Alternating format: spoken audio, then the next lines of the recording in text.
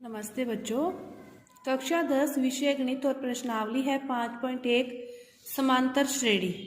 समांतर श्रेणी जैसे कि इसके नाम से स्पष्ट हो रहा है, समांतर, समान अंतर, समांतर समान अंतर वाली श्रेणी, क्रम या श्रेणी कुछ भी समान अंतर वाली, नाम से स्पष्ट हो रहा है ना कि समान अंतर वाली श्रेणी या क्रम, सीक्वेंस कुछ भी। तो इसके लिए अपने जैसे एक उदाहरण देखो कि कोई भी अपनी संख्याएं लिख रही हैं, जैसे पहाड़े होते हैं, जो पहाड़े होते हैं सारे, किसी भी संख्या का पहाड़ा ले लो, चाहे 2 का ले लो, 4 का ले लो, कि 2 के पहाड़े में अपने कितने कितने जोड़ते जाते हैं, 2 जोड़ते जाते हैं ना, समान होता है हमेशा।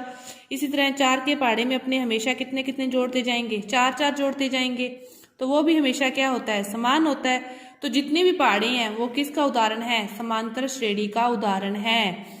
कि किसी भी संख्या में समान संख्या का जोड़ घटाव निरंतर चलता रहे, ऐसी श्रेणी क्या कहलाती है, समांतर श्रेणी कहलाती है। जैसे 2 में 3 जोड़े 5, फिर 8 में 3 जोड़ो 11 में 3 जोड़ो 14, 17, 20, 23।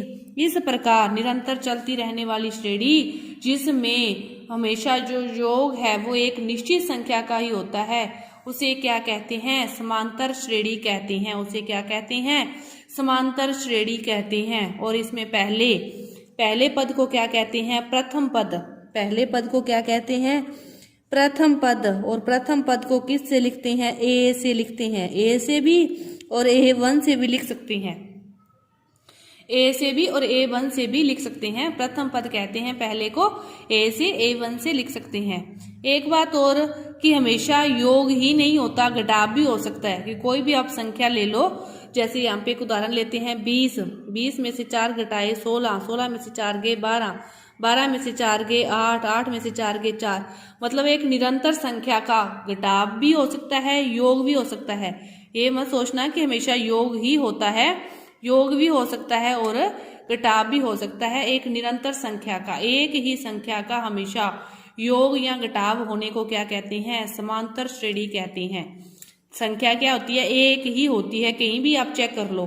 जैसे 2 में कितने जोड़े 5 आएंगे, 3 जोड़ेंगे। यहाँ पे चेक करो 14 में 3 कितने जोड़ेंगे, 17 आएंगे, 3 जोड़ेंगे।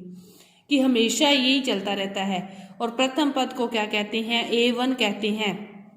और इन दोनों के अंतर को किन्हीं भी दो के, जैसे जो भी अंतर होता है, मतलब जिसके जोड़ने या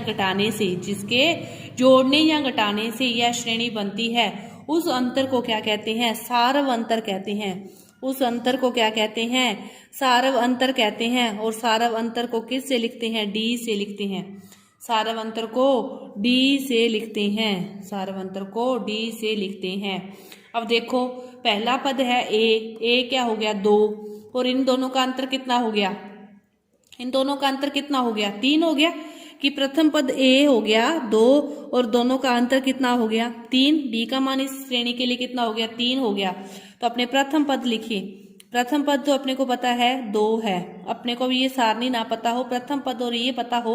अब देखो द्वितीय पद, द्वितीय पद कितना होगा, भी दोनों में अंतर जोड़ रहे हैं तो 2 + 3, 2 + 3, तो द्वितीय पद कितना होगा, 5। इसी तरह तृतीय पद फिर कितना होगा, फिर 5 में कितना जोड़े, 3, 5 + 3, मतलब जो सारव अंतर है वो सभी में जोड़ते चले जाएंगे। 5 + 3 8, फिर 8 में 3 जोड़ेंगे तो कितना, 11, फिर 11 में 3 जोड़ेंगे तो 14। मतलब आपको प्रथम पद और सारव अंतर पता हो तो आप श्रेणी को निकाल सकते हो, आप श्रेणी को निकाल सकते हो। तो आपको इस प्रकार जो 5.1 के जो क्वेश्चन है वो इतने आपकी जानकारी पर ही आधारित हैं। तो अपने पहले 5.1 के क्वेश्चन हल करते हैं, आगे की जो जानकारी होगी वो 5.2 से पहले लेंगे। तो देखो 5.1 का पहला क्वेश्चन, देखो पहले क्वेश्चन में क्या पूछा है। 5.1 के पहले क्वेश्चन में सारे आपको सारणी दे रखी है और आपसे पूछा है कि इसका प्रथम पद और इसका सारवंतर कितना होगा। तो देखो इसका जो प्रथम पद होगा वो कितना होगा, प्रथम पद जो पहला होता है, तो प्रथम पद ए का मान इसमें कितना हो गया, 6 हो गया। अब पूछा है सारवंतर, डी क्या होता है, सारवंतर होता है। तो सारवंतर दोनों का, इसमें से इसको घटा के चेक कर लो, 9 में से 6 जाएंगे 3, 12 में से 9 जाएंगे 3, 15 में से 12 जाएंगे तो 3। इस प्रकार चेक कर सकते हो आप। तो सारवंतर भी कितना हो गया, 3 हो गया।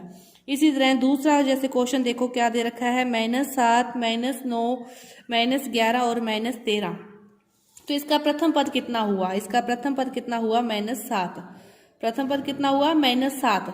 अब सारवंतर ज्ञात करना है तो दूसरे में से पहले को घटाना होता है, दूसरे में से पहले को घटाना होता है। तो माइनस, फिर -7 ये खुद है, तो माइनस और माइनस क्या होंगे, +7 होंगे। तो 9 में से 7 जाएंगे तो कितने आएंगे, 2 आएंगे, और 2 किसके आएंगे, माइनस के आएंगे। तो सारवंतर कितना हो गया, -2 हो गया। इसी तरह एक भिन्न वाला देखो क्या दे रखा है आपको, 1 -1, 1/4 और फिर 3/2। तो प्रथम पद तो इसका कितना हो गया, -1 हो गया।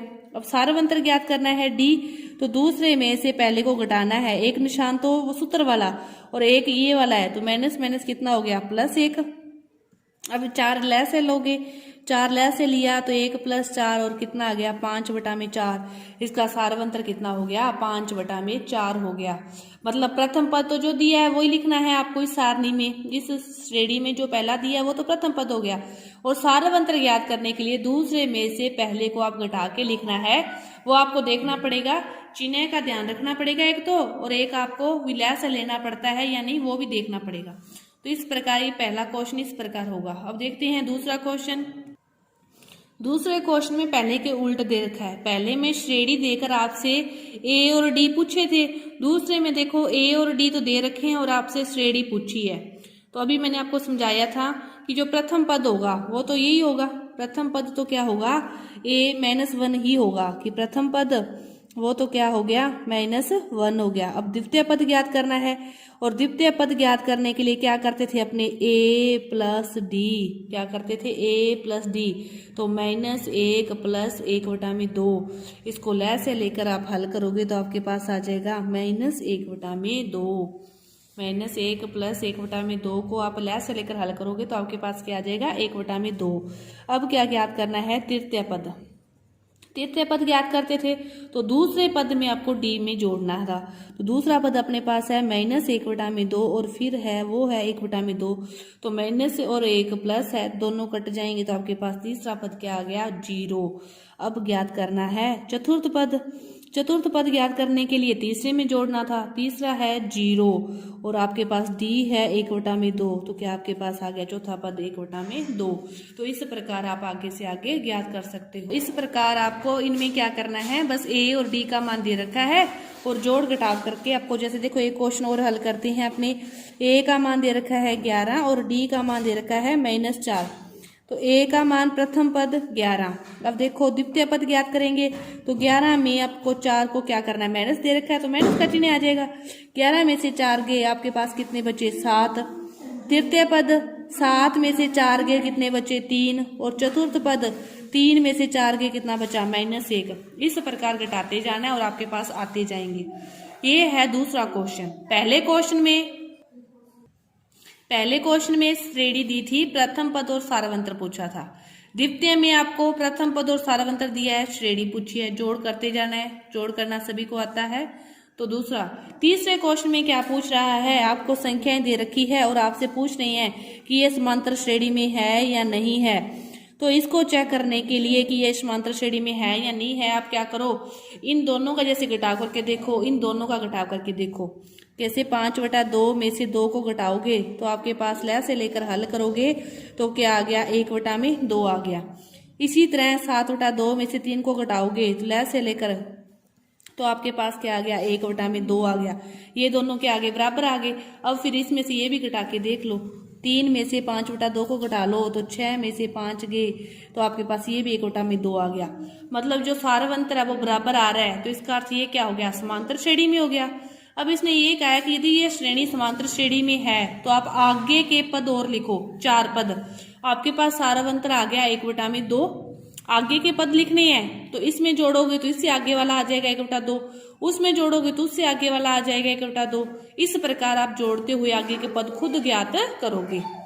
एक क्वेश्चन और देखो, जैसे क्या दे रखा है, एक क्वेश्चन दे रखा है √3, √6 और √9 और इसी प्रकार √12 कि ये रूट के अंदर है तो इसको किससे गुणा हो रहा है। देखो √3 है रूट अब जरूरी नहीं है कि योग और घटाव हो, गुणा और भाग भी एक ही संख्या से हो रहा है, तो वो श्रेणी भी किस में है, समांतर श्रेणी में।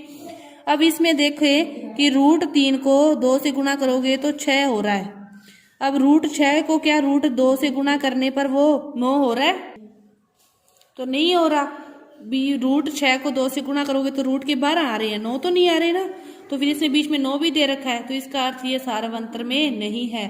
तो इस प्रकार आपको चेक करना है, दोनों का गुणा करके, योग करके, घटाव करके। अब जैसे एक संख्या दे रखी है आपको कि a² a की क्या दे रखी है कि a दे रखा है, फिर a की घात 2, a की घात 3 और a की घात 4। अब देखो इसको a से गुणा करे हो ये आ रहा है, इसको a से गुणा करे हो ये आ रहा है, इसको a से करे हो ये आ रहा है, आगे से आगे चल रहा है ना, तो ये किस में है, सारवंतर में है। तो इस प्रकार आपको जोड़, घटाव, गुणा, भाग करके चेक करना है कि सारवंतर बराबर है या नहीं।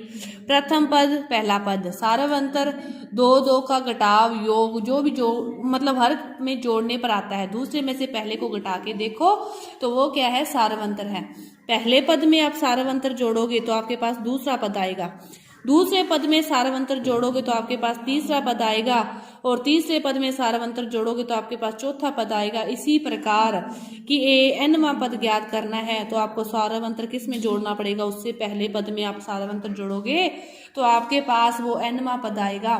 nवां पद जो भी उसने पूछा होगा कि 5वां पद ज्ञात करो, 6ठा पद ज्ञात करो, 7वां पद ज्ञात करो, तो nवां पद वो होगा। तो ये समांतर श्रेणी की जो पहली प्रश्नावली है 5.1 ये पूरी हुई। धन्यवाद।